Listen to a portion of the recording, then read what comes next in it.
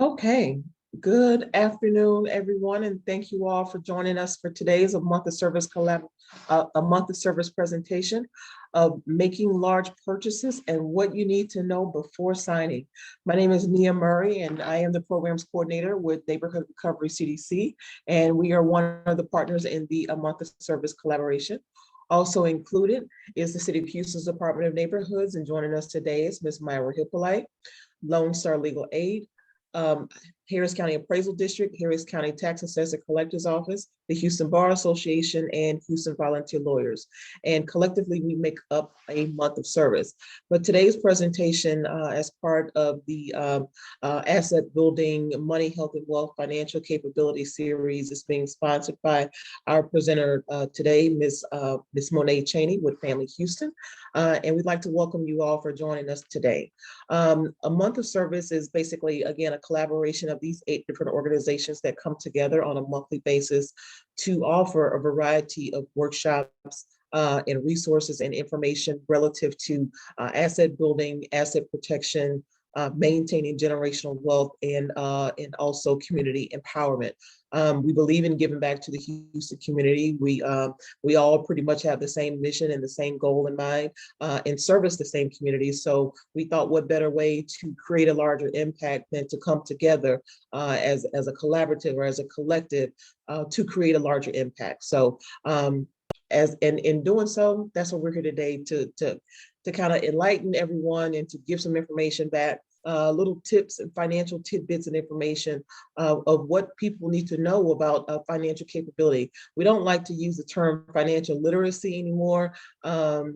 Reason being is because everybody's capable of improving on some way or another of their financial capacity, whatever that may be in whatever scope works for everybody as an individual. So we're not here to tell you to stop spending, to stop doing this, or to stop doing that. It's just to kind of give you some information and some tips, and to also let you know, hey, if I need one-on-one services, or just to speak to someone about my individual situation, then there's an opportunity to do so by reaching out to a financial coach that could help you.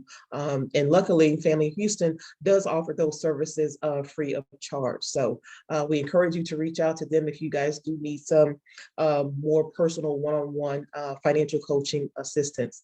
So we like for you guys to be as interactive as you possibly can. Please feel free to ask whatever questions that you'd like at the end of the presentation. We'd love to hear your feedback and your questions or your tips as well. In addition to that, we wanted to kind of give the disclaimer that we are streaming live on our social media platform at Amos Houston TX. So the questions that you do ask, we ask that you keep them to be as general as you possibly can. So that way, your personal detail information does not get out there for everyone to have access to. In addition to that, we are recording this session, and we'll be emailing a copy of the link so that you can go back and watch the recording again, or feel free to share it with someone who also may find this information to be beneficial. So with that being said, I'd like to introduce a month of service partner with the Department of Neighborhoods, and we'll introduce Ms. Cheney, and we'll move right on into our presentation. So Ms. Myra. Thanks, Ms. Nia, and good afternoon, Ms. Monet. Good afternoon. My name is Myra Hippolyte, and I work with the City of Houston Department of Neighborhoods under the direction of Director Takasha Francis. I'm a Senior Community Outreach Coordinator, and on behalf of Mayor Sylvester Turner and Director Takasha Francis, we want to welcome you to the Month of Service Partnership. You know what? That's what it's all about. The Month of Service is all about giving back free information. It's in a collaboration with 8 amazing, wonderful partners that are already giving back to the Houston community. So why not create this beautiful and wonderful collaboration that we can give out more information together as one. And just to give you an example, this morning we were all in our CDC, Houston Bar Association, Houston Volunteer Lawyers, and the City of Houston Department of Neighborhoods were all out working very hard and diligent to give back to the Houston community in the yearly Willathon. We want to take the time to thank all the amazing community members that took the time out of their busy schedule to volunteer, to be witnesses and notaries, and to the amazing Houston volunteer attorneys that took time out of their busy schedule. And that's what the month of service is all about. It's about being able to find a way to give you free information, free advice, free suggestions, and to help you in whatever decisions you're going through. Because a lot of times in our lives, we're going through different stressors, and we just do not know everything. Excuse me, Nia, did you not know that Myra Hippolyte does not know everything? No, we don't know everything. What? I know, Nia. Who knew? Who knew? I know I do. Like most of us, we think we know everything, but we don't. And when we don't know everything, that's when we need a specialist like Ms. Monet to tell us, Ms. Myra, you need to stop going to Starbucks. I already told you once. For you to save, you need to step back, smack your hand, and say no to Starbucks. Who knew? But that's exactly what it's all about. Thanks, guys. You have a great day. Thank you, Miss Nia. Oh, also, I also just want to say this, we always say this too, that information that we do provide here is for educational purposes only. It is not personal detail advice personally for you guys, but we do encourage you to reach out to organizations like Family Houston for more one-on-one detail, because everybody's situation is not the same. Everybody's not going to go on the exact same path at the exact same time, starting from the exact same place. So, so those types of services need to be personal and individualized. So, so just keep that in mind. But Monet, we ought to go ahead and unmute yourself and go ahead and start. Hi, my name is Monet Cheney, and I'm a financial coach with Family Houston. And it is a free service that we offer to the community to help with different types of personal financial goals. At the end of the presentation, I'll go into some more details about what we do at Family Houston and how you can sign up for free financial coaching. So I am going to share my screen now. So today we're talking about making large purchases. And for the most part, this presentation is just going to focus on how to create a SMART goal for big purchases, and then things to consider when you are making big purchases, as far as like purchasing a car or purchasing a house, because these are some of the major purchases that you are going to make in your lifetime. So first things first, starting with creating SMART goals. So a SMART goal basically helps you clearly define out what your actual goal is when it comes to making a big purchase, such as a house or car. So it is an acronym that stands for starting with specific. What specifically do you want to purchase? How much does it cost? How will you pay for it? What do you need to do to reach your goal? So when you're starting with the first part of the acronym, specific, you're basically thinking about everything that's going to go into you accomplishing this goal. You're doing your research. You're determining what you can and cannot afford, how long it's going to take you to reach this goal. So you're clearly defining this goal out and making it tangible. The next thing is measurable. How will you track your progress towards this goal? So again, when you are defining out your goal, especially when you're making a big purchase, part of your goal might be you want to save up for a down payment. You might have to save up for some other costs, especially with a house, not just your down payment. It might be other costs that are associated, inspection costs, closing costs, things like that. So you're gonna determine what those savings are, how you're gonna track your savings goal, as well as you're gonna break down your goal into multiple actions or steps. So then that's another way for you to track your progress towards meeting that end goal. And then those, whatever those action steps that you're taking, that's going to be based on everything that you need to do to accomplish that goal that you already clearly defined out. The next part of the acronym is attainable. Is this purchase affordable? So this is where your budget comes in. So you're going to determine, is this purchase that I am wanting to make fits into my budget?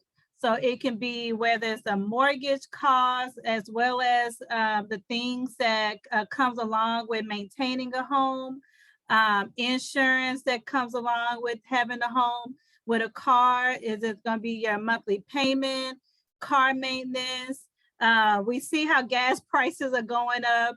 So gas and maintenance on the car,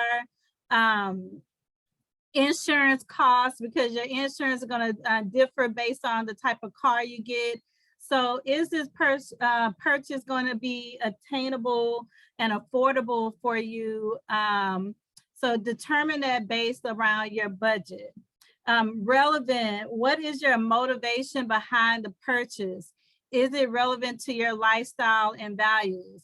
So when you are deciding on making the purchase altogether, or deciding on what type of house, what type of car you want to buy, is this purchase, what is your motivation behind the choices that you're making for this purchase? And just making sure that it's relevant to you and your values, and it's going to fit into, again, that affordability for you. And then lastly, time-based. By when do you want to make this purchase? So it's always essential to give yourself a deadline. So I meet with a lot of clients who are working towards home ownership. So sometimes their deadlines is based around their current rental lease. So they're going to say, I just signed my lease. I have 12 months on this lease and I want to buy a house in 12 months. So that's a good deadline, and that they'll know how to track their progress, where their stopping place is going to be, the things that they need to work on, whether or not the things that they're needing to do to accomplish that goal is 12 months is gonna be enough time. So giving yourself a deadline, it gives you a stopping place. So either you can celebrate accomplishing that goal, as well as if you don't accomplish the goal, then you can determine, okay, so what are the things that kept me from accomplishing this goal, and what changes or what new actions do I need to make to accomplish this goal? So always give yourself a deadline as to when you want this goal to be accomplished. And just continuing on with creating a SMART goal around your large purchase. Some other tips is try to understand exactly what motivations are for making a large purchase. So again, when we're talking about how relevant this purchase is for you, for example, a car. So recently I was motivated to get a new car because my son wrecked our only car. So that was my motivation to get a car. I wasn't ready to get a new car, but because of life circumstances and living in Houston, you have to have a car in Houston. So that was my motivations to get a new car, as well as because of the insurance payout that gave me some money to work with as far as a down payment. So I didn't necessarily have to save up anything for a down payment. But then when I started thinking about what type of car I wanted, then I would consider like what fits in my budget based on the type of loan I can get, the type of interest rates I can get.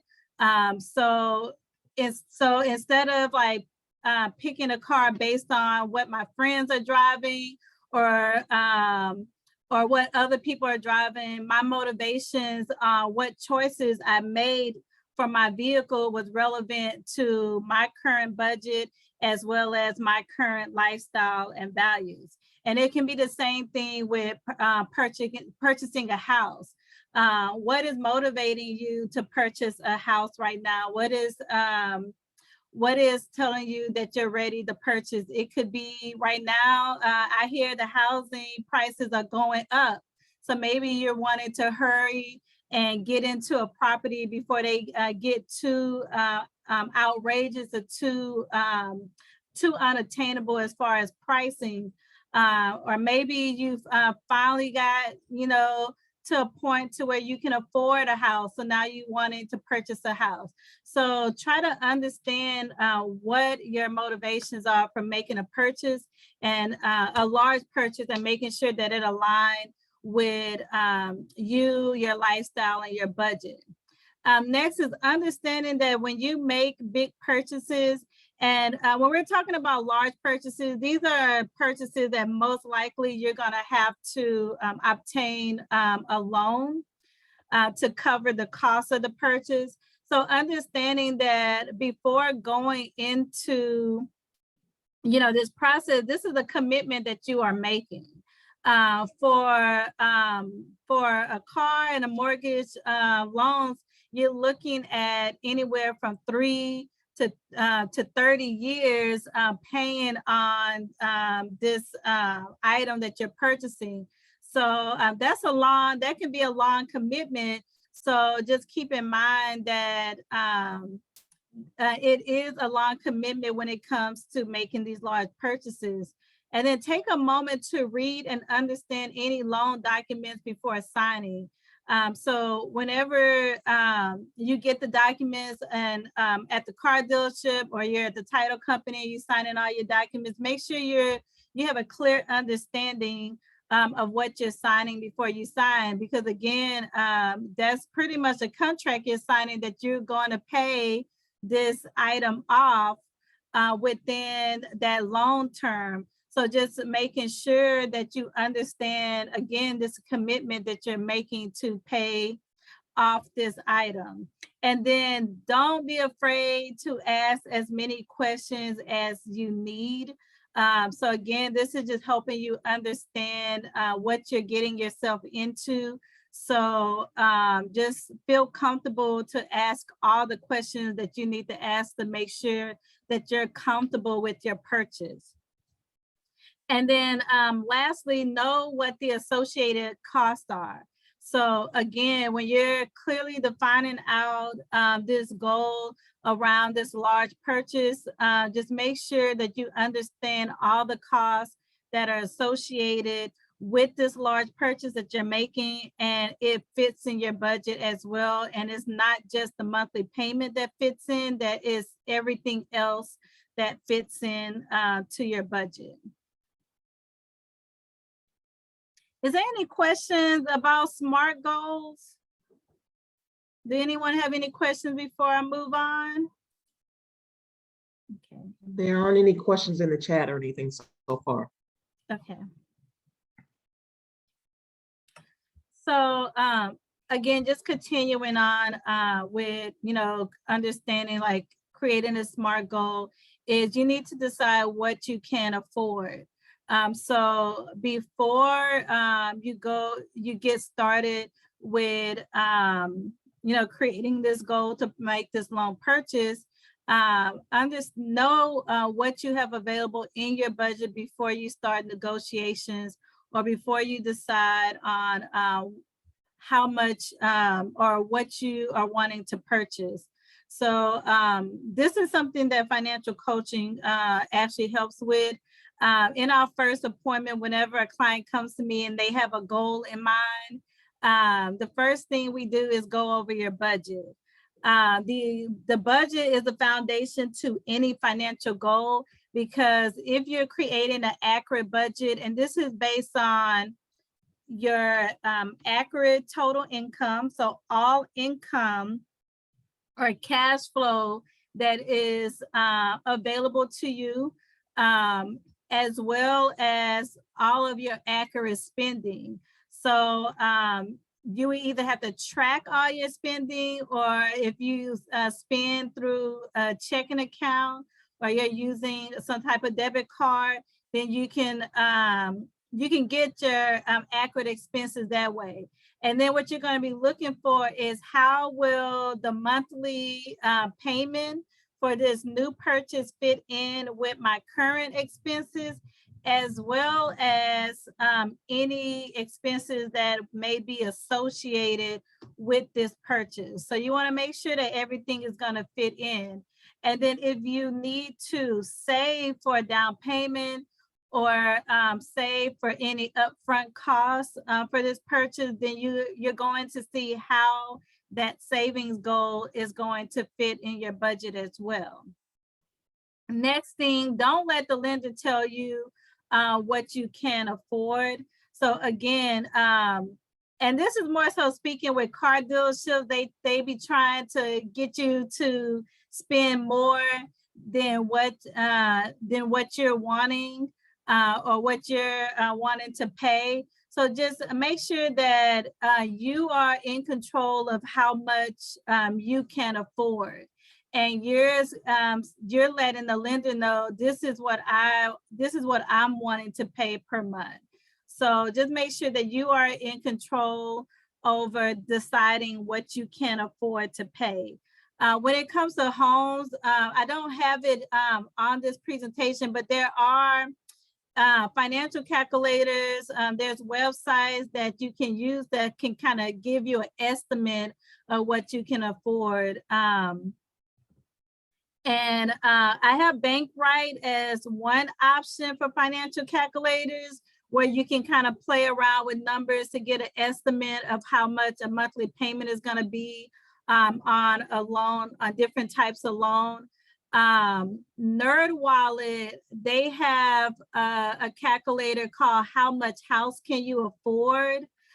Again, it's for educational purposes only, and it just kind of gives you an estimate. So you put in all of your information for all your DTI information. So whatever numbers or monthly payments that they need to calculate your DTI, you put that information in, as well as your gross income. And then it pretty much tells you how much house you can afford with your current monthly payments, as well as your current income. And then you can play around with a scale, and it'll tell you red, yellow, or green. So of course, red is meaning this house is way out of your price range. Yellow means you may or may not be able to afford this house. It'll be a little tight.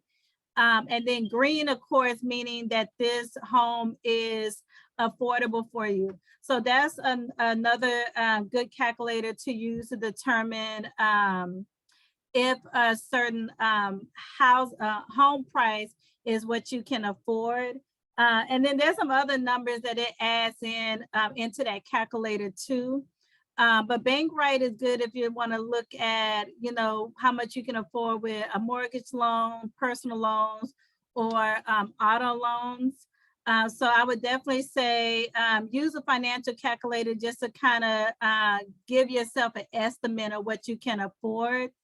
And then lastly, do as much research before attempting a purchase to understand pricing. And this research can mean just going online and doing Google searches to understand a little bit more about the purchase you're trying to make, or speaking to individuals who are experts that can help you with that as well. So if you're trying to purchase a house, maybe speak with someone who is in real estate and understand housing prices. If you're trying to purchase a car, maybe speak with someone who maybe they work for a dealership or they're highly familiar with vehicle pricing. So just do your research before to kind of understand what you can afford.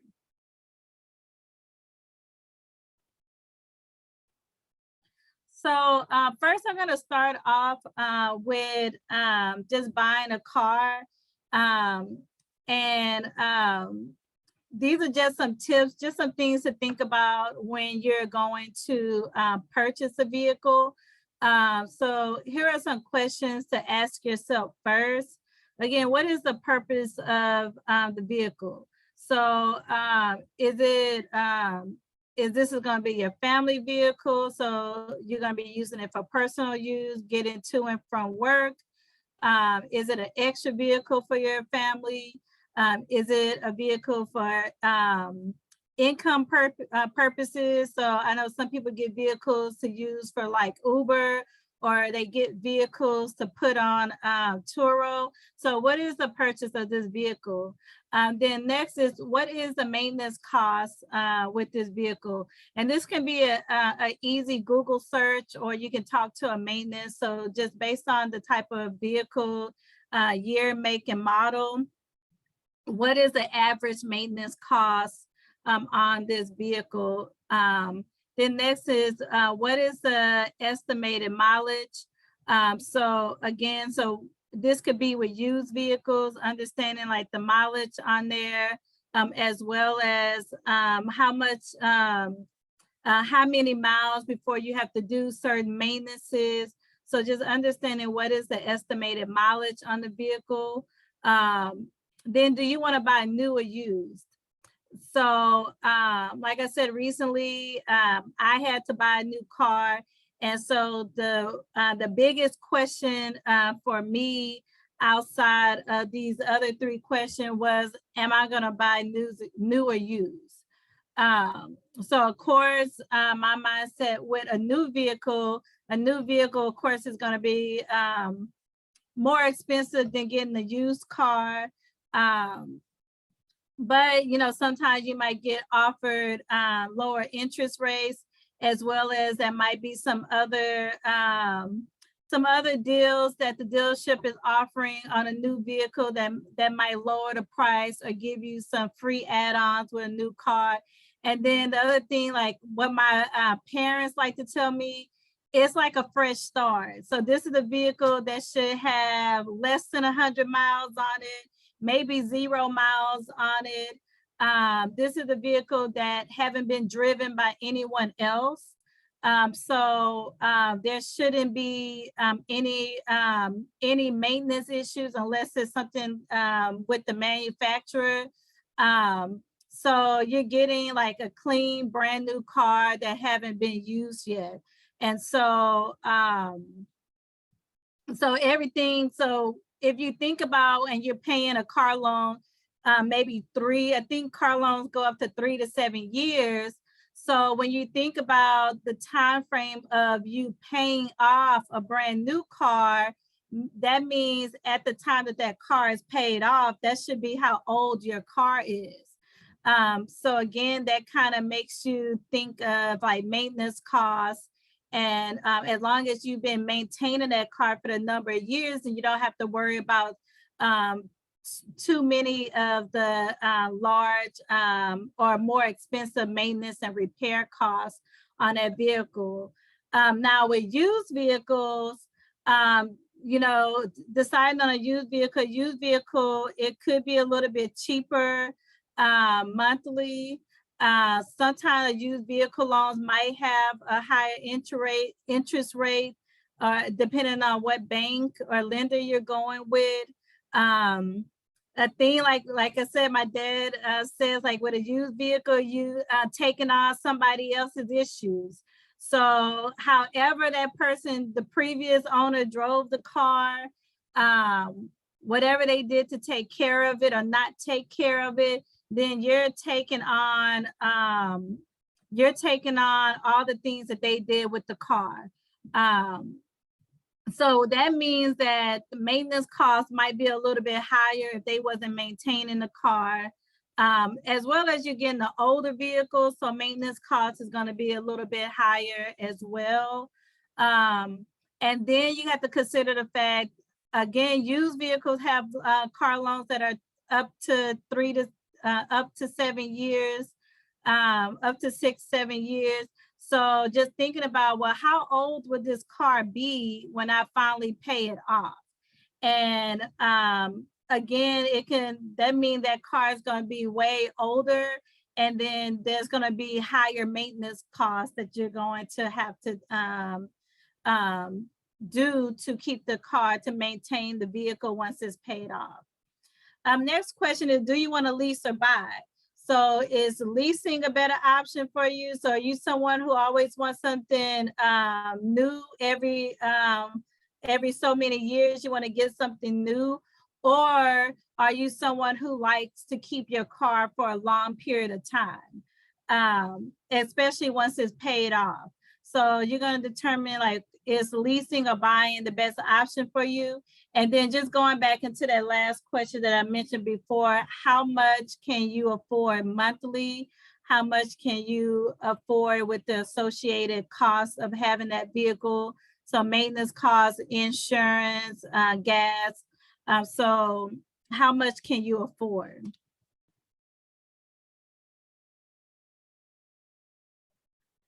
So when it comes to financing a vehicle, you don't have to always go through the dealership. You can use a bank or credit union. Sometimes financing outside of the dealership can give you an upper hand on negotiating, because basically you can negotiate the price to fit the amount that you got approved for through your bank. And it's pretty much a straightforward cash deal with the dealership, because the car is fully paid off with the dealership and you only owe that bank or credit union until that loan is paid off.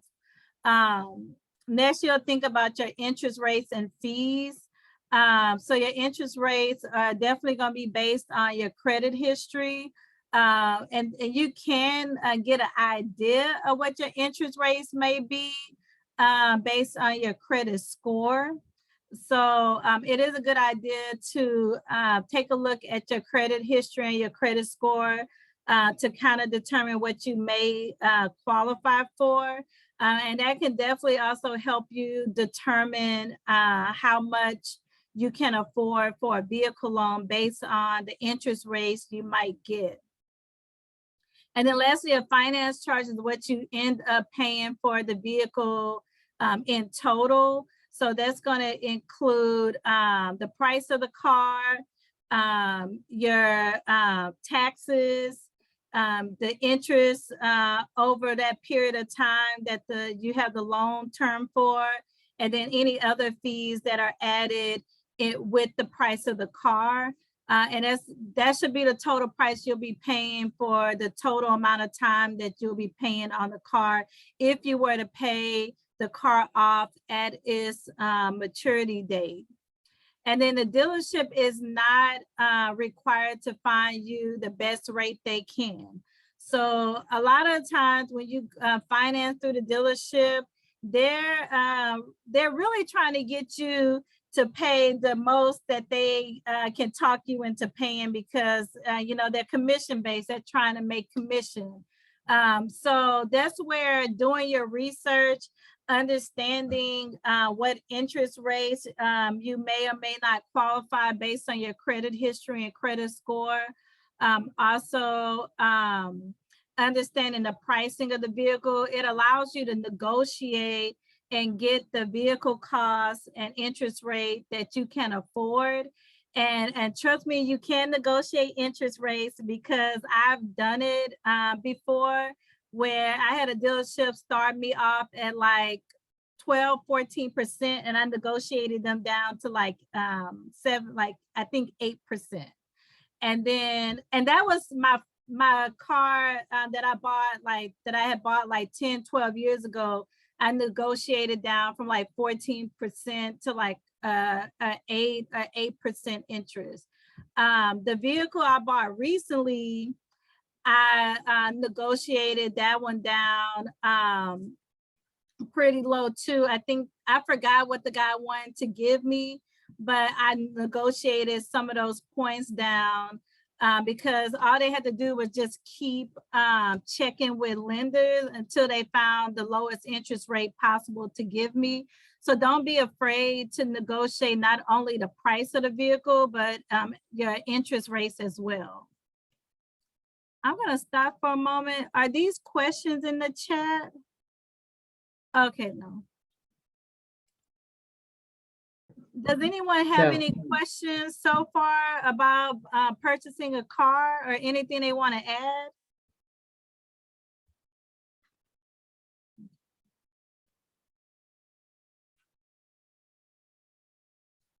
Nope. Go right ahead. So here are some other things to keep in mind. Just things to remember when talking to your car salesman is the things salespeople say to get you to make an emotional decision. So if you have experienced a car buying process, you can understand how stressful and overwhelming it can be. And a lot of times the salesperson is trying to get you to make an emotional decision because again, they don't want you to know to have done your research. They don't want you to understand what you can negotiate and what you what you can negotiate off the car as far as like the sales price and the interest rate. They want you to pay the most that they can get you to pay. So one tactic that I've experienced and other people have experienced is they always want you to focus on the monthly or the weekly payment instead of the price of the car. So they're always trying to sell you on how much you want your car note to be. And why this can be an issue is because what happens when it comes to the financing part is once you decide on a monthly payment, when it comes to the financing part, it can mean that they're putting you in a long term that is an extremely long period of time, which means you're going to be paying more interest over time. So again, you should understand you should really be focusing on the sales price of the vehicle before they add all the taxes, license and fees in. And then before you go to financing over the monthly payment, because the lower the sales price is, everything else that are percentages is gonna be lower. So don't let them get you to focus only on a monthly payment. Pay a lot of attention to the price of the car, the loan term that they're putting you in, as well as the interest rate as well. One thing that I did was I had an auto loan calculator pulled up on my cell phone. So as the salesperson was going through and talking about the different pricing of the vehicle and giving me like the bottom line sales price with everything added, I would throw it into a calculator to see what possible monthly payment I can have based on different interest rates that I researched based on my credit score. So that kind of helped me a little bit with, asking the guy, well, I think you need to take a little bit more off the price. And again, another thing I was focused on was like the add-ons and things that they were adding on to the car and whether or not those things were necessary, as well as I shopped around different dealerships. So different dealerships, they had certain add-on prices that would, some had the same add-on prices, but it was lower. So, I was negotiating certain add-on prices. The add-on prices are when they add special things on the vehicle just so they can up the price above the MSRP. So add-ons I saw could be between $500 up to like $2,000, $3,000, $4,000. So those add-on prices was the things that I was negotiating for them to take out of the sales price. The next thing is we sold the last one. So they make you think that there's no other options available in the type of car you want. So you have to buy that car today. So just, again, if you have done your research and you shopped around dealerships and you found the one car that you want at multiple dealerships, then they can't sell you on this statement that we sold the last one because you already know that there's other options available. And then next is, we can only do this today. So this can be based on certain type of things that you negotiate. And if you're still feeling uncomfortable about, you know, this, like the price of the car, the interest rate, everything that they're offering, just understand that they can't, that statement is not true, because trust me, if you left that dealership that day, they will call you the next day with a better deal. So whenever they say we can only do this today, or this is the last one, or somebody else is looking at the car, or we got 5 other people looking at this same car, just know that these are sales tactics to get you to make an emotional decision, and understand that sometimes it doesn't hurt to take a step back and give yourself some time before making the decision. And trust me, in most cases, if you leave the dealership, they will be calling you with a better deal to get you to come back and purchase that car. And then next is, you have all the power. So take the time to review your purchase agreement before signing. So again, just know what you're paying for, negotiate the price of the vehicle and interest rate, not the monthly car note. So I kind of already went into that. Have the vehicle inspected first by an independent mechanic as part of your test drive. So if you are purchasing a used vehicle, I do recommend getting the vehicle inspected by a mechanic, just to make sure that you're not purchasing something that's going to need repairs or maintenance right away.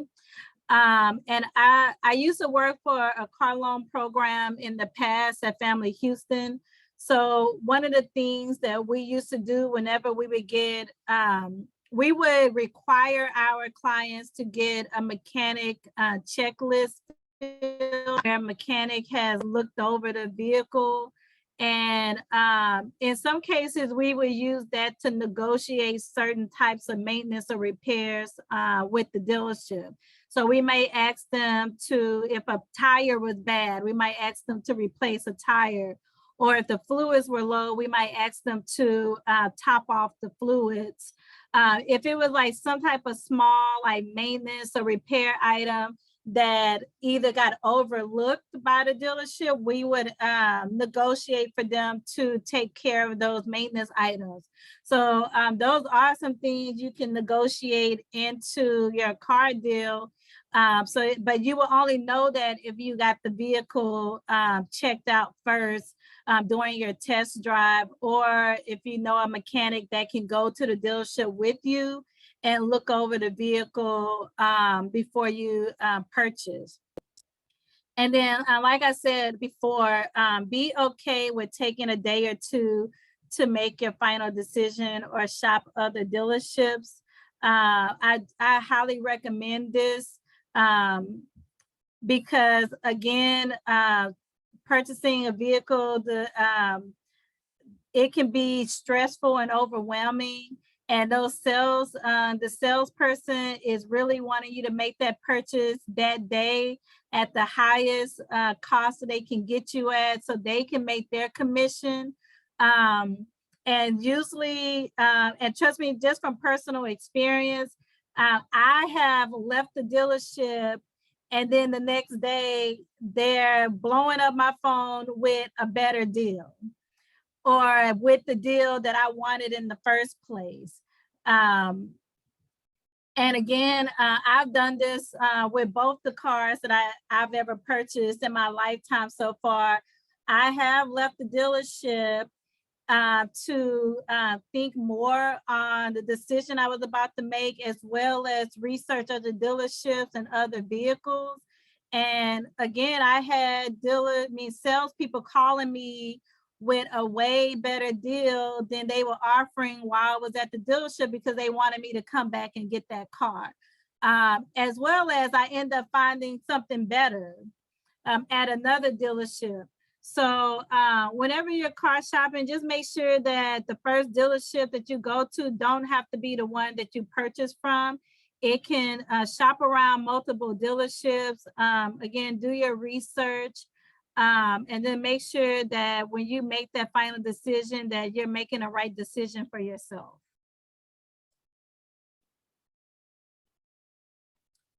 So there was a question by M. Foreman. What is the other app for a calculator indicator? Can you explain? Are you just meaning for financial calculators? I think you mentioned a couple of different calculator apps that you were using. Oh, okay. So when I was at the dealership, I Google searched auto loan calculator. I don't remember the name, but I can go back and find it, and I can send it to Nia to send out to everyone. But yeah, the calculator that I brought up on my phone that I was using, it was just helpful for me to kind of get an estimate of what my monthly payment would be based on the sales price of the car. And as well as it gave me little slides to add in, like any of the add-on fees, the interest, the taxes. Actually, it determined the taxes based on the location I was in. So it already had the information to calculate the taxes and everything, all the other fees that are added.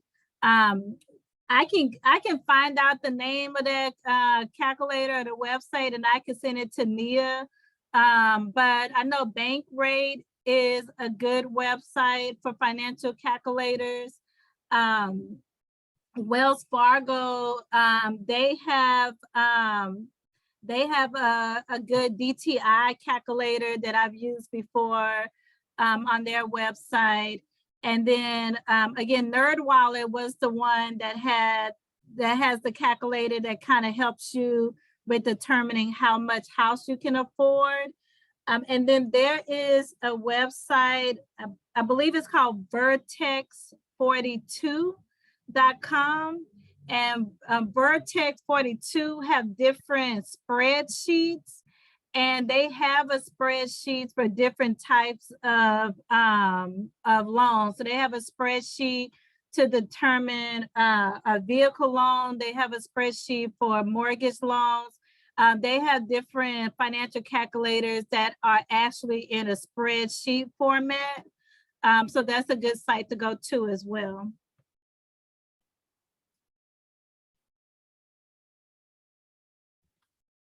Just continuing on with buying a car. These are just some other things to do. As far as like when you're doing your research, it's not just researching the different dealerships, pricing, add-on pricings. So these are things this is pricing that they add on to addition to the MSRP. So it can be tinted windows. It can be one thing I saw, they put like a coating on the vehicle, and that coating came with like a warranty. So if you get a scratch on your car, then they will fix it for free, or they came with some type of protection for your seats, nitrogen air in your tires, and tire locks. So when I talk about the add-on pricing, that's usually the things, the pricing that are added on to the vehicle that you can negotiate. So again, and that's mostly with brand new cars. Maybe sometimes on used cars, they might have some like add-on warranties and things that can drastically increase the price of the car. So again, doing your research to understand those different pricings that that's added to the vehicle to increase the price of the car. Check Carfax reports on any used vehicles to understand the maintenance history on the vehicle, as well as accident history. Also, you can check the mileage. I don't know if people still do this, but in the past, people I've heard of where mechanics can roll back miles. to make a vehicle look like it have lower miles than what it really does. So usually a Carfax report, if a person is taking the vehicle to get regular maintenance, then the mileage is reported on the Carfax report every time that maintenance is done. So that kind of helps you understand if the maintenance is continuing to go up and it's not falling backwards. And again, it helps you to understand if there's any major accidents, or if the car was in an area that flooded, or if it was in an area where it snows, so that, because that can mean rust on the car. So the Carfax report can give you a lot of information about the history of that vehicle. Consumer reports are good to understand, like the make, model, and year that you're buying, because it's giving you reviews from other consumers that have purchased that vehicle. So it helps you understand if it's going to be a good vehicle for a long period of time, because again, you're going to be paying for this car for a few years. So the idea is that you're going to be keeping this car for a long period of time. So you're going to want to understand if that car has any major issues at some point in the life of that car. So consumer reports are going to help you understand any type of recalls, any type of reviews, or any type of issues that vehicle may have during the lifetime of that vehicle.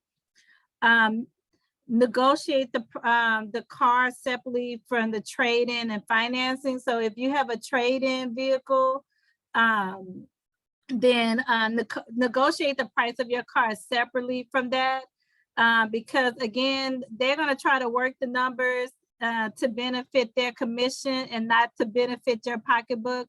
So just make sure that you negotiate your trade-in separately, and you already have your trade-in amount before you negotiate the price of your car. And the same thing with financing, negotiate the price of the car separate from when you go into financing, because when you go into financing, the finance manager is now going to try to negotiate warranties and things into the car that's going to drastically increase the monthly cost of the car. And financing is usually when your monthly payment goes from like $400 a month to like $600-700 a month, because they done added on all of these warranties to the vehicle, as well as it's when you find out your interest rate as well. So just make sure that when you negotiate the price of your car, you're getting the base price of the car as low as possible before everything else is added. And then do your research on the warranties that the finance manager is selling, because a lot of those warranties are not even necessary. And again, it's gonna put you from what was an affordable monthly payment to a monthly payment that might be a little bit harder for you to maintain. So just make sure you understand the warranty that they are selling. And then again, you can negotiate the cost of those warranties, because trust me, I've tried it with the finance manager where I was negotiating the price of those different warranties to get the monthly price to go down. But normally, and this is up to you, I was told not to get warranties added on the car outside of what already comes on the car, but that's from person to person. So if you're someone who prefers to have the extra warranties that the finance manager is telling you about at financing, just make sure you do your research and understand if that warranty is going to be beneficial to you, because again, it can drastically increase the price, the monthly price of the vehicle. And then, like I said before, slow down. Just make sure you're not making a quick decision. Give yourself time to think through everything that the dealership is telling you, to go through your research and make sure that you're making the right decision. So if it means that you have to leave the dealership and go back the next day to give yourself time to think,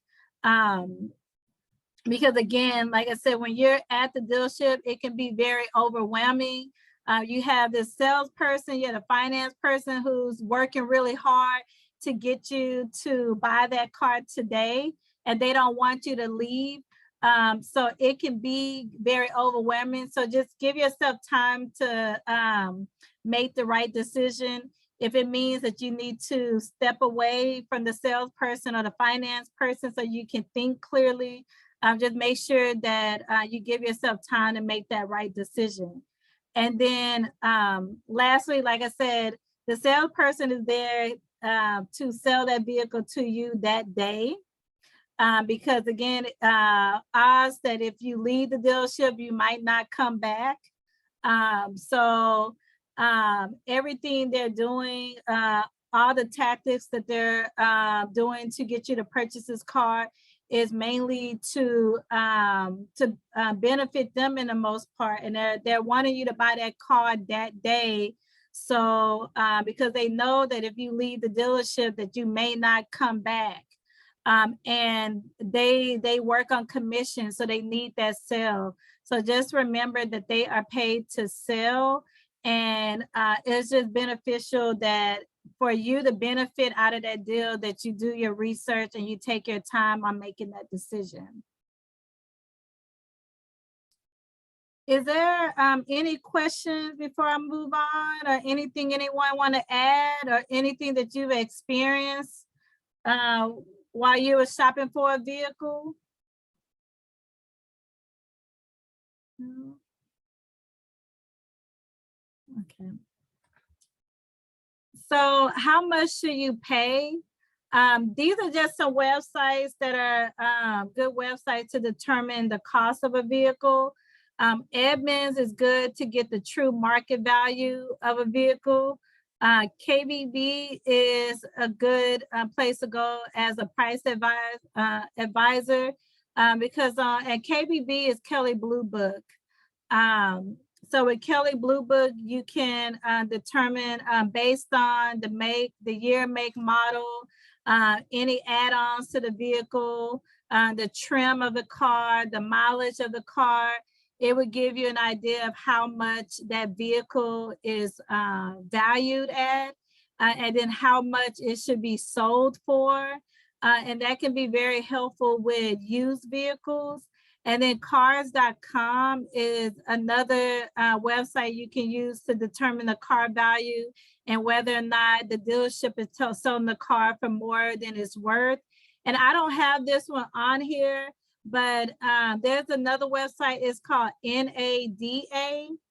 That website also is a good website to use to determine the pricing or value of a vehicle, to make sure that you're not paying more for the vehicle than what it's worth, especially on used vehicles, because you want to make sure that when you're financing a used vehicle that you're not going to be potentially upside down.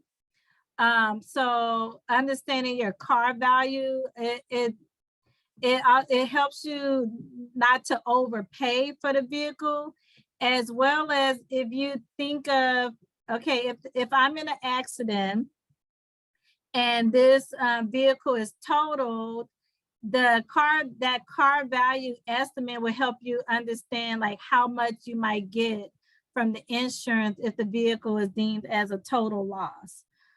So again, when you're car shopping, especially with used vehicles, these are some good websites to determine the value of the vehicle that you're looking at and whether or not the dealership is not selling the vehicle for way more than what it's worth. So I'm going to ask one more time before we move on. Is there anything anyone want to add to like the car buying experience, car shopping? Do you have any questions before we move on to buying a house? One thing I'd like to add as a viable option, and I know that that I've done it, is to get your pre-qualification, to get your own loan first before you actually go to the bank. Generally, before you go to the dealership. That way, when you walk to walk in there and you see all these different salespeople coming at you or whatever, you already know what your buying power is. You can already walk in there with an attitude and say, nah, I don't want that. I know I can afford this. Nah, that's all right. I don't want this, that, and the other. Plus, that also allows them not allow them the opportunity to continue to shop you out and run your credit with all of these different finance companies, because every time you go and have them shop you out, it's a hit on your credit report for each one of those different companies that they try to get you financing with. So if you have a bank or credit union or whoever else, you know, that you generally deal with as for your financing, shop with them first and see, because you have a history with that company already. And you know, they are a little bit more likely to get you qualified for a car loan before you actually even go to the dealership. So that's just an option, and that's something that I generally suggest for people to do. Yes, I did the same thing. I shopped around at credit unions because for some reasons the big banks like Wells Fargo, Ally Finance, Capital One, you can't apply online. I think Chase and Bank of America the same way. Like you can't apply directly through them. You have to apply for them through the dealership. The dealership. Mm-hmm. And so that was something new I learned, because trust me, I haven't bought a car in 12 years.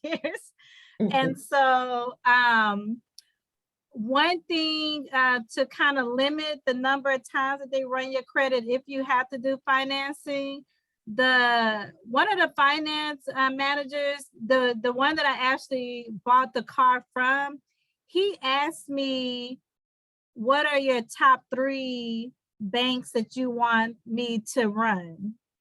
So he actually only ran like three banks instead of like, usually it's like what, like 10 of them. Mm-hmm. It could be a lot.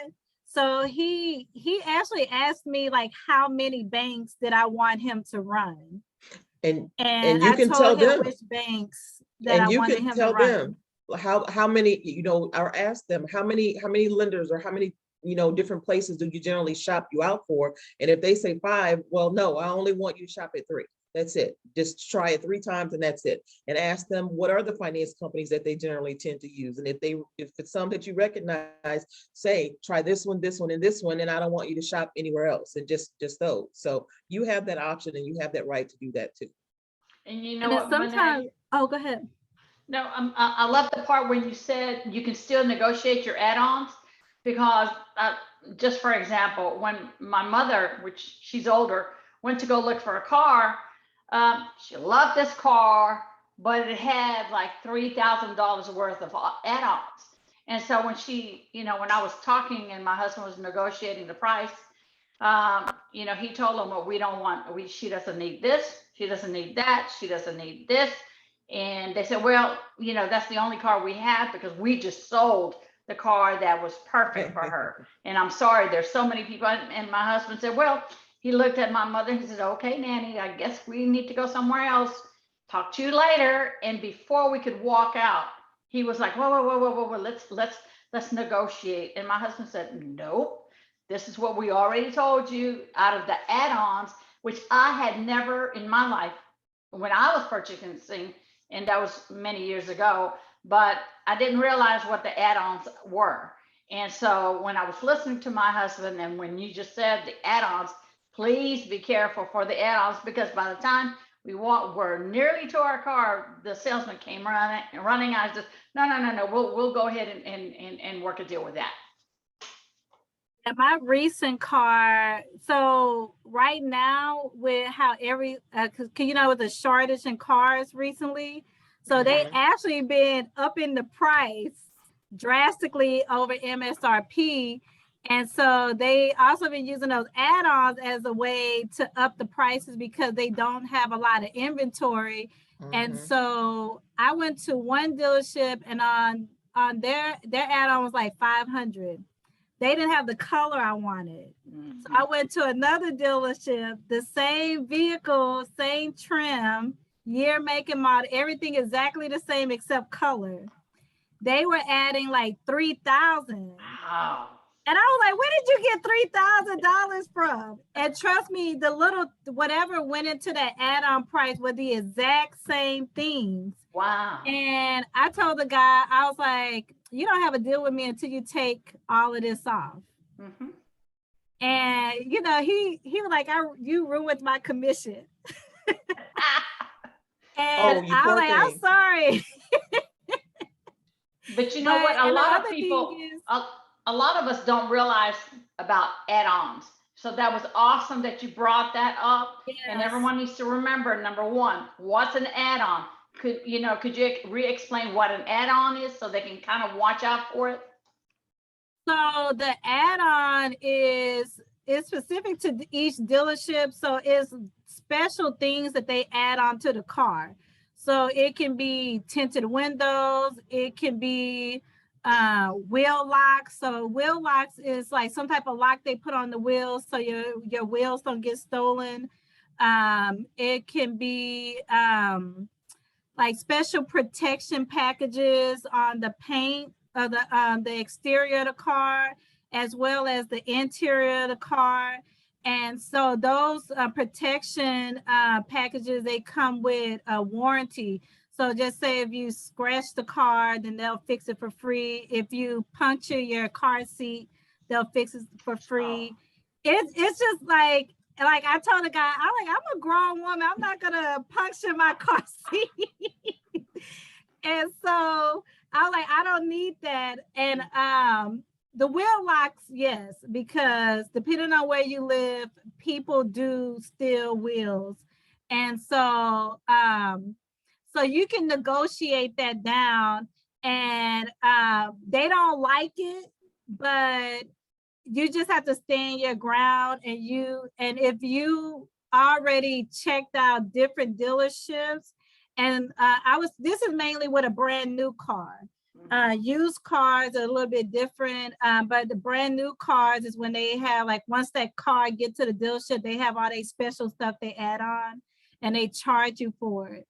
So if you have shopped around different dealerships and you understand those dealerships add-ons and their pricing, then you can negotiate with another dealership that might have, like I said, it's a shortage right now. So I wanted a black car. There's a shortage in black cars. So when I found where a black car was, now I'm just negotiating based on what the other dealership would have gave me for the exact same car. I want this dealership to give me the same price, because in my mind is, oh, well, I can just wait until the one that's offering the cheaper price will have that car in stock. So when you get your purchase agreement, or when they're going over pricing, ask the salesperson to break down each of the pricing and let you know, like, when you look at the purchase agreement, the add-ons, it'll have a weird name. So ask them, like, what is this price and what is this for? And then once they tell you, then you can determine, okay, I want to negotiate this off because I don't need this. So just make sure they're giving you an itemized pricing on the purchase agreement, so you're understanding everything that's going into the pricing. And if you don't understand a certain price or a certain item that's included in the bottom line price of the car, then ask questions, because that could be something that you can negotiate off. And it was one other thing I was trying to think of, but if it comes to me, I'll let you guys know. But yes, just understand everything that they're putting into the price of the car before you go to financing. Just one question. Right now, they're coming up with like Carvana and the other place that you can actually buy and they'll deliver. The shop what online are those? stuff. I mean, are those like dealership? There was a question about a dealership, but are they like dealerships? Are they better than dealerships, or Are they trustworthy, or? That I mean, I I don't want to get into a personally car don't know buying how I thing because I can get into it because I love cars. So yeah, I don't know how I feel about it. I don't know if there's a lot of power in negotiating when you go through those type of services, because in the most part they would just say everything is as is. So there's not much negotiating that you can probably do compared to going into an actual dealership and dealing with a salesperson. I need to do some research on that. So I don't know if the pricing is lower or higher. I would think there might be some fees added as far as with delivery, like delivering the car to you, as well as convenience fees as well, because it's supposed to be more convenient. Again, that's part of your research. So if you're buying a used vehicle and you're wanting to purchase a vehicle that way because it's more convenient to you, then when you're doing your research, you're going to determine if that type of dealership or service is a better option than physically going to a dealership. I'm a type of person, I got to see and feel what I'm buying. yeah. So because again, you can see, I looked at used and new cars. I went to go see a used car. It looked 100% perfect in pictures. But then when I got in person and I got up to the car, then I noticed a dent. They took the picture in a way where you couldn't see the dent, but when you was in person and you fill in the car, I was like, what is it dent? I was like, y'all gotta take something off the price. There's a dent in this car. And then I noticed some other thing like fading on the paint or fading in certain areas. So I don't know how I feel about it, because I understand with photography, they can take pictures in a certain way where you won't see certain blemishes. Oh yeah. Also, I think there's not a lot of room for negotiating either. And I also believe with like places like CarMax also makes it to where there's no space to negotiate too with their pricing. So that's another thing to keep in mind, like which option is the best fit for you. As well as the bottom line is what is going to be affordable for you as well. But I'm not sure how I feel about it. And you know, there was a question by Miss Foreman. Why are why are lenders requiring you to go through the dealerships? That's a new one to me. I'm wondering if it have to do with staffing. I'm not sure. I was wondering that too, because I went to my bank website and I looked up auto loans, and I thought that I was going to be able to either apply through the website. I think it also went in to the bank as well, and and I was told that I had to go through a dealership. And this was for Wells Fargo. And then I noticed I went to Alley Bank because I've heard some good things about them. And on their website, it was the same thing. You have to request to apply through the dealership. So yeah. I'm not sure if it's just something they're doing to make it a lot more convenient. I'm not sure why that's yeah, not all lending companies will let you apply directly with them. So even though you're still applying for that particular lender, the application has to be submitted from the dealership. So you can get your pre-approval from your bank or whoever it is that you want to get it through. And then you just have to take that information to the dealership and say, this is who I want my application submitted to. And then the dealership has to process that information. Because I know like sometimes with certain credit unions, and even when my daughter got her car, she applied with them, they gave her a check. So it could be sometimes that they want that middleman to be in there to make sure that it actually gets done and they actually purchase that vehicle like it's supposed to be purchased. So, you know, that could be a possibility as well there too. But just because you're going through the dealership, that doesn't mean you're going through a different finance company. You're still going through your lender It just has to be submitted by them. And you know what, when we were talking also about buying homes and we were talking about buying cars online, you know, Nia, you can go through when we're talking about homes, you know, you can go to different websites and you can say, oh, that house looks awesome, beautiful, gorgeous. You know, you can get pre-approved, but you will not be able to know exactly what it looks like until you get out there and take a look. Am I not right, Miss Nia? Absolutely, absolutely. I definitely don't recommend buying a house online. A car is one thing. A house, absolutely not. No way, shape, or form. Do not ever, ever, ever. No buying, no leasing, no nothing. Anybody that tells you over the phone or over a text or whatever to send me this money and send me, nah. I Don't barely do even it. want to buy clothes online.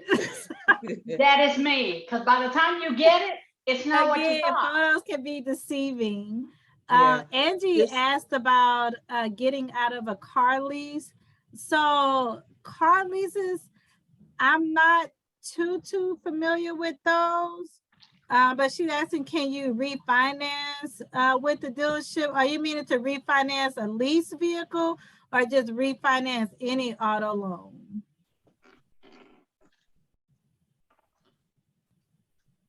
But I did write down your question because I want to do some research. Yeah, so you can refinance any auto loan. not So that would necessarily with just, not necessarily with your same bank or whoever it is that you have the current loan with, because Oh. not all lenders do refinancing. So sometimes you have to refinance with another company. And that would be maybe if you go find another car and the price of what you owe. Am I correct on that? And they add it to the new car? No, like if you got 5 years to pay off your loan and your notes are $500 a month, and you know, you're 3 years in and you're still paying $500 a month, and you want to finance to get your payments down to $300 a month. Well, that may extend, you know, you not only having 2 years, maybe now you have 4 years to pay at $300 a month versus what you were paying before. They generally tend to refinance to get that monthly note a little bit lower, but then that does extend the length. So sometimes that's why a lot of lenders won't refinance cars, because once you refinance and then you start adding in the interest and all the other kinds of stuff to refinance, now what you owe on it is worth more than what the car was even originally when they already loaned it to you. So that's kind of like getting compounded interest on, you already owe me money.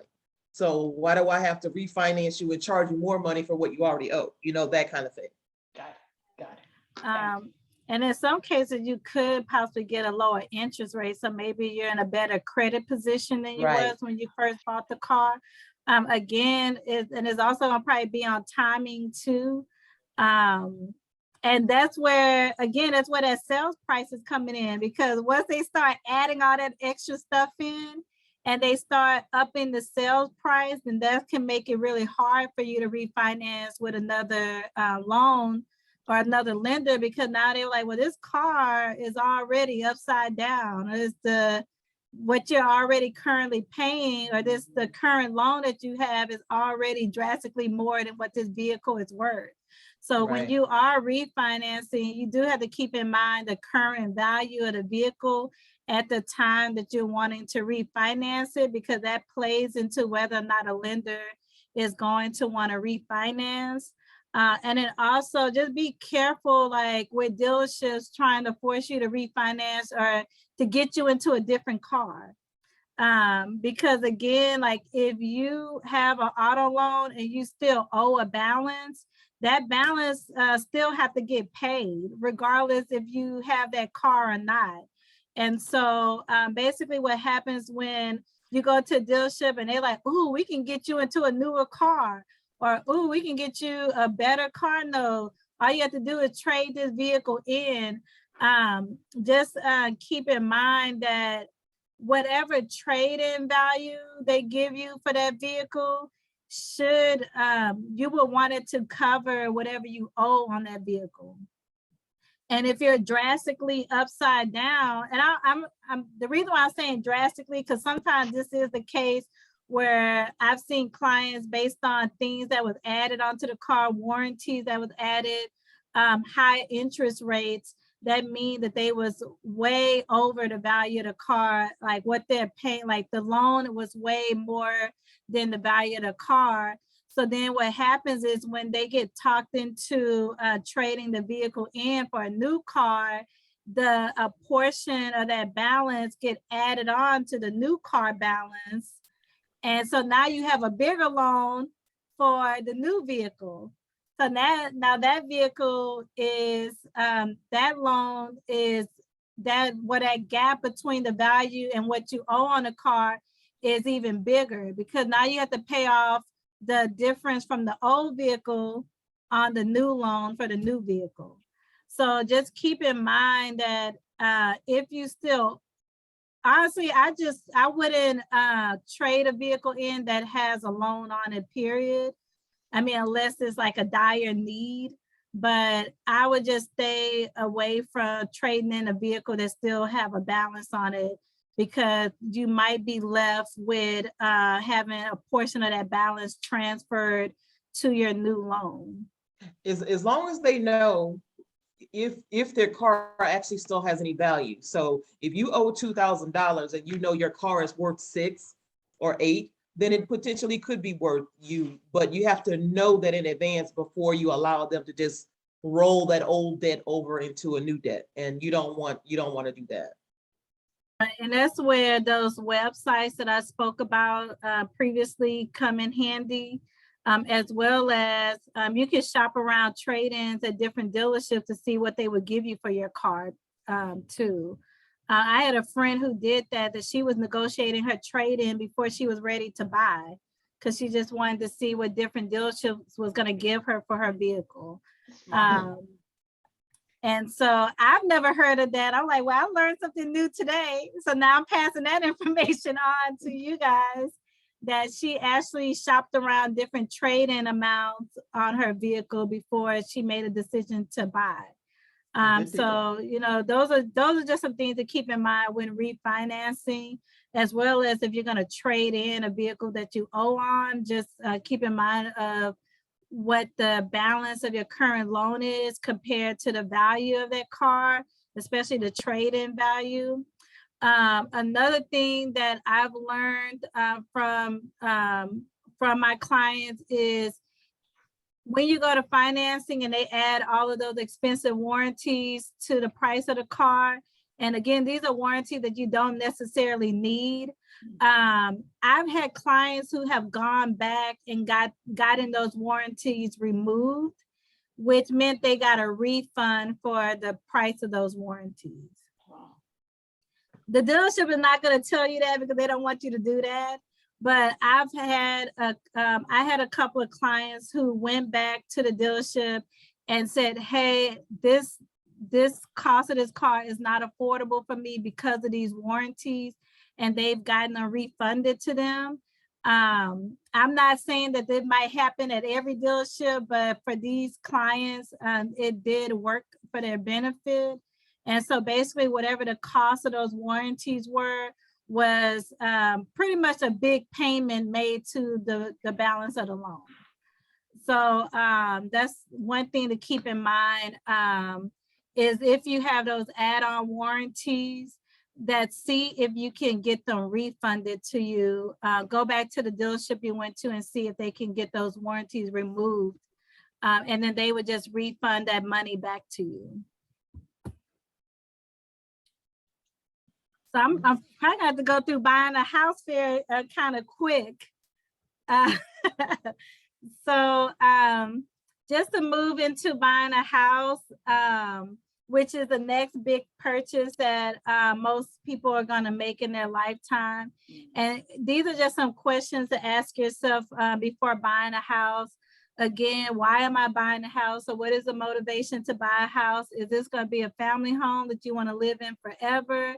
A house you want to pass on to your children? Is it an investment property? So why are you purchasing this home?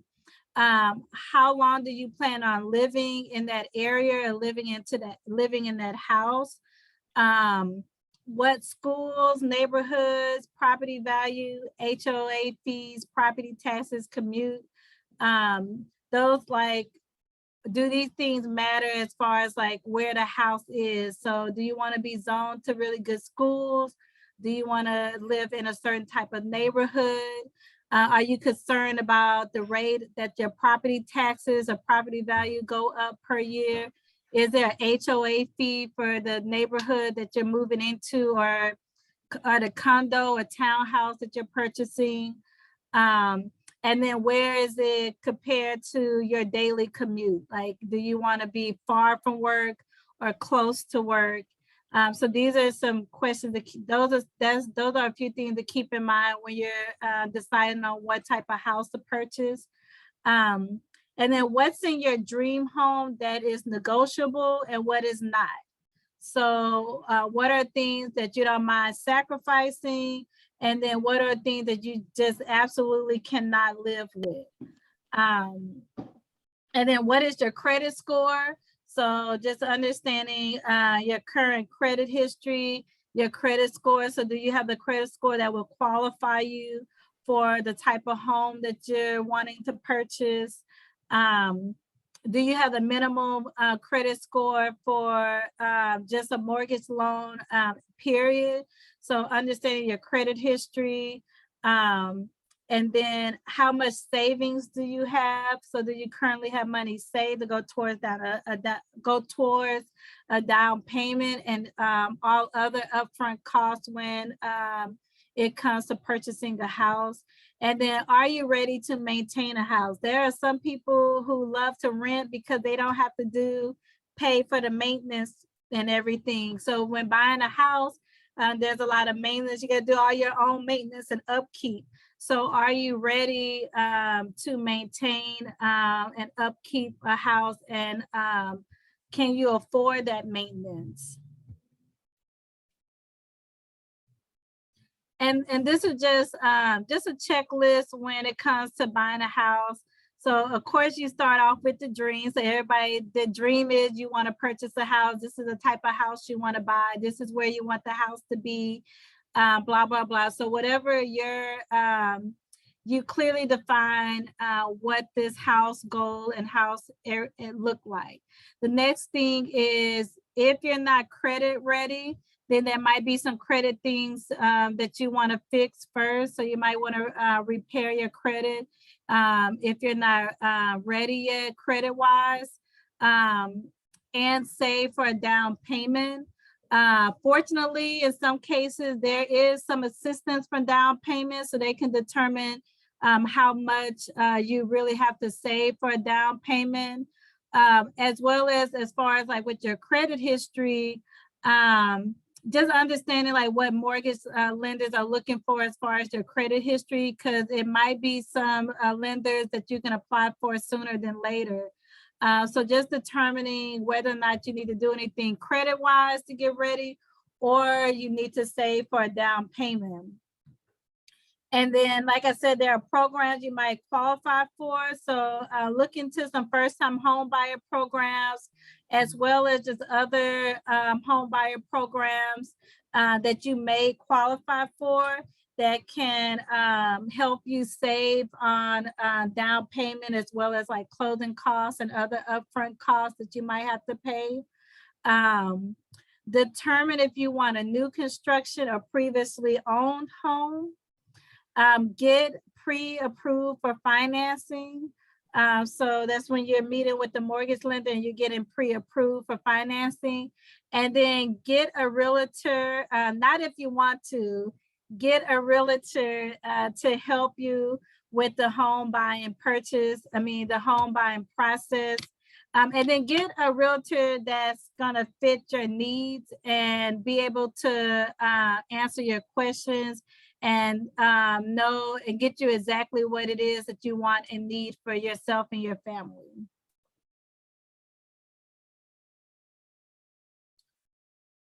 Next, with the just buying a house checklist, is start looking for a home.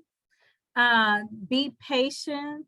breathe, regroup. So again, the home buying process, I said the car buying process was stressful, but I've heard the home buying process is can be quite stressful as well and overwhelming. Yes, indeed. Way more overwhelming. So again, if you're working with the right realtor and you have the right group of people around helping you with your home buying process, then that can help alleviate some of that stress. But again, just don't try to rush things because this is a major purchase that you're getting ready to make. So just be patient, breathe, regroup. Don't try to rush it. If you're not finding what you're looking for to meet, again, those non-negotiables, keep looking. Just make sure you give yourself time to look for the things that you want and need in the house.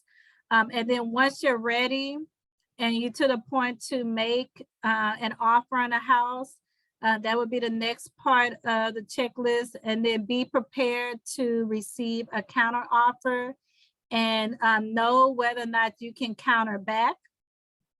And then if an offer gets accepted and you sign a contract, be prepared for any upfront costs at closing. So your closing costs, earnest money. And this is just an estimate or an average of where that amount can be at closing that you have to have available. You probably need to change that number if you're talking about closing costs. Okay, how much should I change it up to? This is probably a couple of years old. So that's probably quite a few years old. And that's if you're not using any kind of down payment assistance or anything like that. But if you're looking at actual closing costs, it really depends on the cost of the house, but it can cost you anywhere from $10,000 to $20,000 if you're, and that includes your down payment. That's not earnest money. And I'll go into all of that part in a little bit.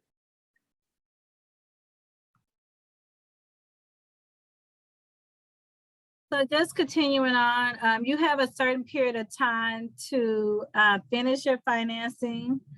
So usually when you are pre-approved, don't you have like 90 days to finish your financing with that pre-approval? Get an inspection done on the home that you have chosen, get an appraisal done, have your survey done, get any repairs you want done or renegotiated, or to decide to walk away from that particular deal, as well as scheduling your closing with the title company.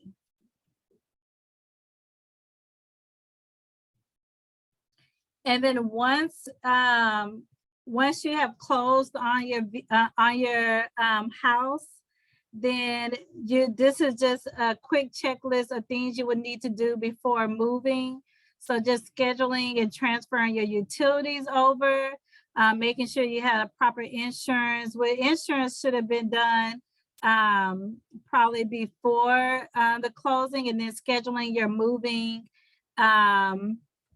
scheduling when, like having your movers moving your things to your home, and then lastly, closing on your home.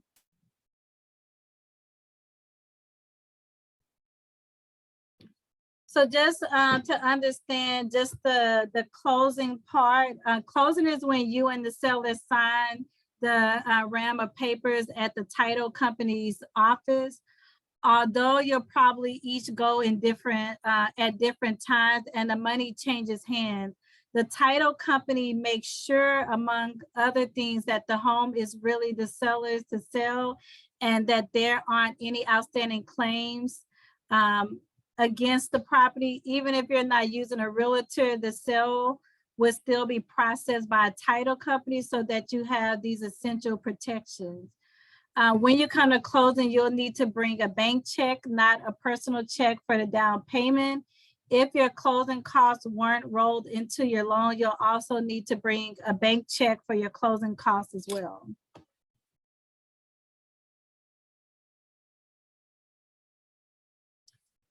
And then these are just some things to remember when buying a house is, again, try not to be emotional and think of it as and think of it as a business deal. Because again, this is a big purchase that you're making. And that the home buying process can be very stressful, emotional, time consuming. So just make sure that you're not making an emotional decision, and you're making a decision that works best, not only for your budget, but as well as for you and your family. Remember that your realtor works for you and they are paid by closing the sale. So again, just make sure you're picking the right realtor for you that's going to help you through this process. In Texas, sales contracts are pretty standard. And again, your realtor is really will help you with negotiating and guiding through the process. So just making sure that you're picking a home buying team that is going to work best for you and help you get through that process with the least amount of stress.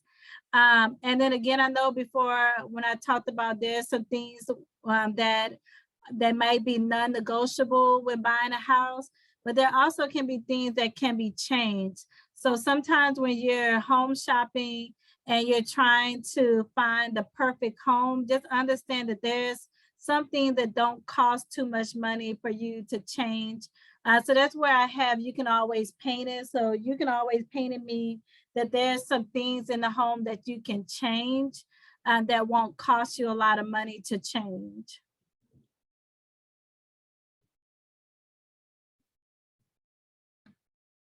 And you, Nia, you can let me know if any of this have changed too with financing. So rules of thumb is you can afford 3 times your annual household income with moderate debt to income ratio. Your payments, your mortgage payments should not exceed 30% of your monthly income. Try to put 20% down. This will avoid you needing to get PMI and possible escrow. And just a definition of escrow, this is a part of your payment to the lender. It includes insurance and taxes. And then your payment to the bank could be a combination of your mortgage and escrow. That's accurate. Okay. So before I move on, was there anything you want to add, Nia? There's actually quite a bit, but I don't know how much time we got. So we have about 30 minutes. Generally, buying a home is similar to when you were trying to go out there and buy a house. Well, for one thing, you really can't go out shop or should not be out shopping for a house unless you've got a pre-qualification or something from a lender already. Anybody can go online or go out and start looking for a house and find the ideal home, but it's devastating once you actually go and then talk to a lender after you found the house, and then only to find out that you can't qualify for the cost or for that loan. So it's generally best to go and get your pre-qualification. In addition to that, most times you can't even submit a contract nowadays without having a pre-qualification letter. So that's generally one of the things that you want to do first before you even get out there to actually start buying a home. And let me say, I am a licensed realtor in the state of Texas. In addition to that, I am a certified homebuyer education professional as well. So I'm kind of giving my expertise here, not just somebody that kind of knows a couple of little things. But so one thing that we do offer first-time homebuyer education classes as part of our month of service program. And actually the next one is coming up on May the 14th. If anybody's interested in that, they can reach out to me for more information. But that's one thing, again, that we do generally tell buyers that if they're interested in purchasing a home, to get pre-qualified first. And if you're not ready like right away, it's still a good idea so that you can kind of know where you stand financially. And it allows you the opportunity for a lender to tell you what is it that you need to do to become pre-qualified or to get the ideal house that you want. If they only say that you can qualify for a certain dollar amount, but we can probably get you more a little bit if you try to pay down this debt or pay off this debt or what have you, then ideally, then you want them to tell you what you need to do. One of the worst things that I've seen for a lot of buyers is to kind of go out there and start making decisions on their own about what it is that they think that they need to clean up on their credit, or what they think that they have to pay off, not realizing that they're doing a little bit more damage than what they typically would be, because when you go back and start paying off a lot of old debt becomes new debt, and that drops your credit score. If you've got a credit card or something that you hurry up and pay off and you close down, or a car payment that you pay off before it's and you don't necessarily have to, once those accounts are closed, there goes the payment history along with, that's stuck with that particular account, and that can sometimes drop your credit score. So when it comes to actually buying a house, and that's something that you're interested in, you want to talk to your lender first. We also recommend that you talk to at least 2 to 3 different lenders so that you can compare. Not all lenders offer the same thing. One lender may qualify you for a little bit more than another one will. And you just want to compare and see what they're actually offering. They can kind of give you a range. A lot of people kind of go in thinking about, well, what's the interest rate? Interest rates are fluctuating on a daily basis, and you can't lock in an interest rate until you actually have a contract on a house and you have that full application. So try not to focus too much on what that lender's interest rate is for that moment. And if they're trying to say that 8, 10, 12%, 15% or whatever off top, then that's probably not one that you want to go with anyway. But and at the rate things are going right now, who knows? Because at one point last year, interest rates were 2, 3, 4%, and now they're kind of creeping back up a little bit more, 4, 5, 6%. So we don't know. It just kind of depends on what the market is. But now, the most frustrating thing now is available inventory, affordable available inventory. There is there is a shortage of cars, there's a shortage of available houses too. And the way things are, it's like it's created a bidding war for available houses. So if you're shopping for something, what you used to could buy and find readily available, something in the 180s to 200s. But now if you find something in 180, 200, you're bidding against 20 other people like the day that it hits the market. So if you're not like right there at the seller's door with your contract and money in hand and ready to go, 9 times out of 10, it's slim to none that you're going to be the one getting that house. And that's becoming the really frustrating part, is finding available inventory that somebody can actually purchase, because you've got folks now that are offering and paying $3, $4, $5, $10,000 over the asking price. So, and then that's driving up the cost of the market. So, those are some things to consider. But when it comes to your earnest money, know that your earnest money is different from your down payment. Your earnest money is what actually just kind of starts the deal. And generally they're asking for 1% of whatever the sale price is. So if you've got a $300,000 house, that's $3,000 off top that you have to put down just to get the deal started. In addition to that, you then have to, like some of the other costs you were talking about, there was other upfront costs. You have to pay for your inspection. You have to get in a survey. You have to, your lender has to order an appraisal. So don't think that you have to go out and shop for an appraiser and all that kinds of stuff. Your lender does that part. But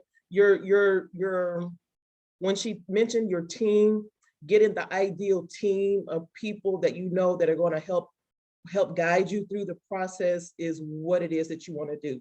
You want to interview because again, these are people that are going to be working, with you and for you. You want to interview your realtor. You want to interview your lender. You want to interview your inspector. You want to interview your insurance agent, because, if none of these folks are returning your phone calls, and especially, like I said, the way the market is right now, and you got to get things done right away. You have no time to wait for somebody to not return your call. But that does not mean that you can sit and wait and take your time about responding to them either, because if they think you're not serious, then they'll move your application to the bottom of the pile too. So, but that is the most frustrating part. And then upfront costs, lenders also want to know that you're coming to the table and you're putting some kind of skin in the game. They want to know that you've got some kind of money, some kind of funds, and you're not trying to rummage up, your first monthly house note. So your out-of-pocket costs in the beginning to even get started could be anywhere from $3,000 to $5,000. That's just to get started with the process. And then when you go to close, if you're not using a down payment assistance program, you're paying $12,000, $15,000, $16,000 out of pocket for all of your closing costs. Those closing costs include your down payment, your prepays, which are your insurance and your taxes, and then all the other fees that actually go on top of that. So it ranges. And if you can qualify for a down payment assistance program, and even some of those requirements are changing a little bit for you to even qualify for those. So, it varies, and everybody's, again, a little bit different. Everybody's going to start out in a different place. And that's why you definitely want to do that research when it comes to actually buying a house. And you need to know how much even though a lender might say, hey, we're going to pre-qualify you for $250,000, $300,000. But if you want your monthly note to be at a certain amount, you don't have to spend $300,000. You know what your buying power is. You can spend up to $300,000 if you want to, but you don't have to. If you know what your budget is, your lender approves you based on your gross income. You operate your household on your net income. So if your net income is significantly less than what they're saying that you can afford, then you need to keep that in mind too, because the more you spend, of course, the more your note is going to be. And you have to consider the area that you want to move into. What are the taxes like? What are the property taxes? Generally, the better the school district, the higher the taxes are. You want to know what the cost is to, if something happens to your home, what kind of insurance coverage do you need? You need to make sure that that's adequate because, Yuri taught everybody last year. Was that last year? Yeah, that was last year, wasn't it? In February last year, with the winter freeze, that, things can happen at any time. And pipes were bursting and everything. When the pipes were bursting and things like that, and a lot of people found out that they didn't have adequate insurance coverage, that their insurance coverage didn't cover pipe leaks and freezing and things of that nature. So you want to keep, do your research about that as well. So, but I don't want to get into a whole lot of detail about that because that's a lot of stuff that we cover for our homebuyer class, at our homebuyer class on a monthly basis. So feel free to sign up for that class if you guys are interested in more information. But that's kind of the gist and the things you want to keep in mind when you're kind of out there buying or shopping for a home.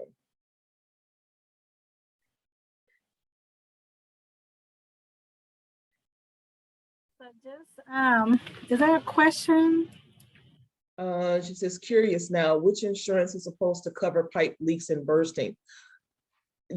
Have your insurance agent to tell you if you want to know if your insurance covers pipe leaks. Tell them that that's what you want to have covered, because not all of them do. It's just something that needs to be added in there.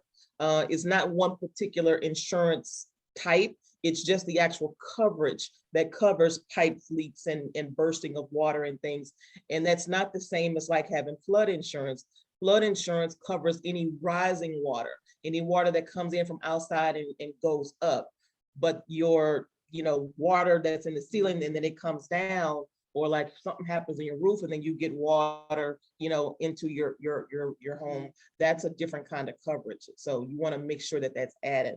And a rule of thumb that we generally tell people, ask your insurance agent what kind of insurance do they have, and you want what they got.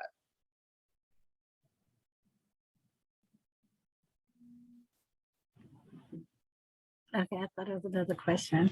She said, thank you, good to know. You're welcome. So I am missing a slide, but the slide that I'm missing, because I know we got about 10 minutes. It just basically covers what Family Houston does as far as financial coaching. So pretty much how financial coaching work is you come to us with a financial goal in mind. And then, of course, we're going to help you clearly define that goal out and then determine action steps that's fitting for you to accomplish that goal. We're not going to do all the work for you. So the idea is that you're telling us what we're needing to do. We're also giving you some recommendations or suggestions. We don't advise or tell you what to do, because as far as coaching, like the decision is client based, and so the decision is made by the client, but we help you make the best decision for you. And so with our intake, we normally go over the budget to kind of see what your household budget looks like. And then we review your credit history. And then we'll cover like what your actual goal is. So just some general things that we help with. We do help with money management. So if you feel like your budget or you're spending out of control and you want some help creating a budget plan and having someone hold you accountable to your plan. Maybe you have a saving goal in mind and you're trying to spend, control your spending for that goal that you're preparing for, then we're here to help you with money management. So that's doing monthly budget plans and then seeing like your accurate spending to see how well you stuck to that plan. We do help with credit repair. So we review your credit history with you and we speak to you specifically about the things on your credit report. And if there's some things that you're wanting to do, so if you're trying to pay, you want to be debt free, you're trying to pay debts off, or you're trying to pay down some of your debts, if you're trying to build your credit score, if there's errors on your credit report that you're trying to work on, then we can help with those things. As far as like debt payoffs, we can help you create like a payoff plan that fits you and your budget. As far as like getting ready for credit ready for a house and car, again, like Nia said, it's a good idea to see what a lender says about your current income and credit, because a lender is going to tell you the things that you need to work on before you start like working on your credit history and getting credit ready to purchase a house. So whenever you do come to financial coaching and you're looking to purchase a home, the first question that we do ask is, have you talked to a lender already? Is there anything specific that they told you that you needing to work on? Because the things that they tell you that you need to work on, those are the things that's going to go into the action steps that we are helping you with and that we're going to hold you accountable to. As well as, again, if you're wanting to buy a car and maybe you want to refinance, then we're going to help you with that process as well, determining what the best options are for you. And then if you have savings goals, then we're here to help you with your savings goals, as well as, again, the whole thing with coaching in a nutshell is the accountability part, as well as some education. And then, like Myra said, we're not all knowing. So if there's things that we are not familiar with, then we have our experts that we talk to on your behalf, or we refer you to the experts that know more about a particular thing that you're trying to accomplish. Again, we're not advisors. We're just here to like guide you through accomplishing your goal and then hold you accountable. This slide right here is basically just telling you how to sign up for financial coaching services. And it is a free service that Family Houston offers to the community. So it's pretty much easy. You just go to familyhouston.org. And when you do the drop down for program and you click on financial stability, there is a survey that you can take. You'll click on the survey based on the language that you speak. And once you complete that survey, then you will be scheduled with a financial coach that's near where you live. Or if you have a particular financial coach in mind, you can put on the survey that you're wanting to schedule with a particular financial coach. So it's pretty simple to sign up with us. If you have any questions, also, if you're interested in scheduling directly with me, you can contact me on my cell number is 832-987-2023, or you can email me at mchaney@familyhouston.org, and that's MCHENEY@familyhouston.org.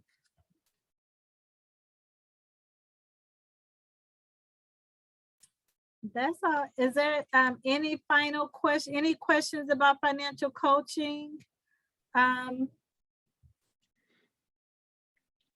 Before we leave?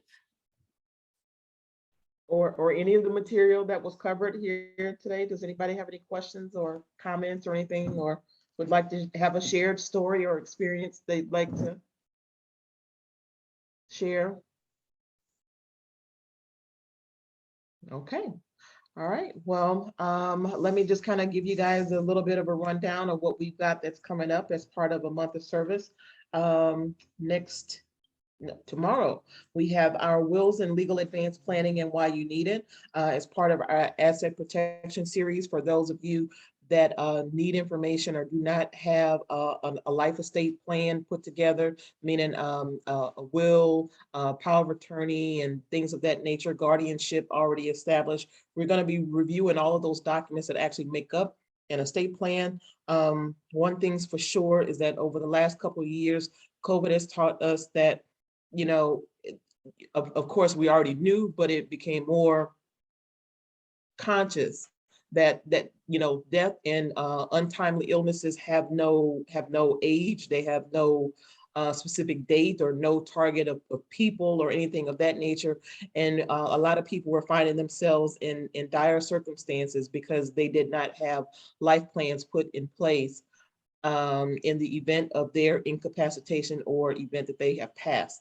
So, you know, you need, especially if you have small children, you want to know or put some measures in place for guardianship, or who's going to take care of the kids, who's going to take care of them financially, who has access to any of your finances to take care of you, or, you know, maintain your household or what have you in the event that you should become incapacitated. You know, those are some things that, or if you take care of, we've got a lot of people that attend that take care of adult disabled children. If something happens to them, you know, who's to, you know, are there measures in place to take care of that adult disabled child or an ailing parent or grandparent or what have you. So we know a lot of folks that still have gone through you know, that went through Hurricane Harvey that cannot get any type of assistance whatsoever because you know, wills and things of that nature were never probated, and you know, they can't get clear title to property because there were no plans put in place to transfer that ownership. So there's a lot of great information that's always covered at those workshops, and we definitely encourage you guys to come back and join us for that. So that is held on tomorrow. Next week, we've got wrongful termination. Members of the Houston Bar Association will have attorneys to come on to talk about wrongful termination. You know, some of you may not be aware that Texas is an at-will state, and you can be terminated for at any reason. I mean, for at any time or at any reason. But there are some measures that are in place that an employer cannot let you go for. So we want to cover all of that information as part of our community empowerment series. Also, property tax protest deadlines are coming up this month. I believe it's the 16th of this month or the 13th. I believe it's the 16th. And if you have gotten your valuation notices in the mail, you want to definitely protest your property taxes. In addition to that, you want to make sure that you get out there and vote about the proposed bill to increase the property tax exemption from the 25, I believe, to the $40,000. If you guys have not done that as well. So if you didn't early vote last week, but we're going to be going over our Houston Harris County Appraisal District and Tax Assessor collector's office will be going over the process for protesting your property taxes, arbitration, valuations, and how your value is determined, and what it is that you need to do to protest, and what does that actually look like to go through arbitration, and so on and so forth. In addition to that, we know folks are still experiencing some financial difficulties. So if you find yourself unable to pay your property taxes and you need to enter into payment arrangements, then Harris County Tax Assessor's Office is going to be going over that information as well. So there's a variety of different workshops that we've got scheduled for this month, as usual, as part of a month of service. So if there are some workshops that we do not currently offer, we are asking for your feedback. At the end of this presentation, you'll see a pop-up on your screen asking you to take a brief survey. I think it's only about 4 or 5 questions, but also asking for your input as far as other workshops that we don't offer that you'd like to see or that you'd like to have. So if there's some information that you guys want us to cover, then please let us know, and we can schedule accordingly from there. But on behalf of a month of service, we thank you guys for joining us and for continuing to support the A Month of Service collaboration and coming back to attend all of our presentations. Monet, we thank you and Family Houston for continuing to be a sponsor over the last several years with us to provide this information. And again, we encourage you guys to reach out to Family Houston for more one-on-one personal financial coaching if you guys feel the need or know of somebody that could, use the service. Their services are free of charge. We know that there's a lot of, credit repair kind of companies that are out there or things of that nature that people tend to kind of get into. And we don't want to see you guys kind of getting yourselves into any kind of a financial bind or anything like that. And just kind of want to give you information about things that you can do yourself as opposed to paying out of pocket for someone else to be able to do those services for you. So with that being said, Monet, is there anything else you'd like to add before we go? I thank everyone for coming. All right. Thank you very much. And on behalf of Month of Service, thank you guys very much. I believe Miss Myra had to step away for just a moment, but I'm sure she said thank you guys for coming. We love seeing you back here every month, and I hope you have a good remainder of your evening, and take care of yourselves and stay healthy and stay safe. It's going to be warm this weekend, so be ready. All right, talk to you guys later. Bye.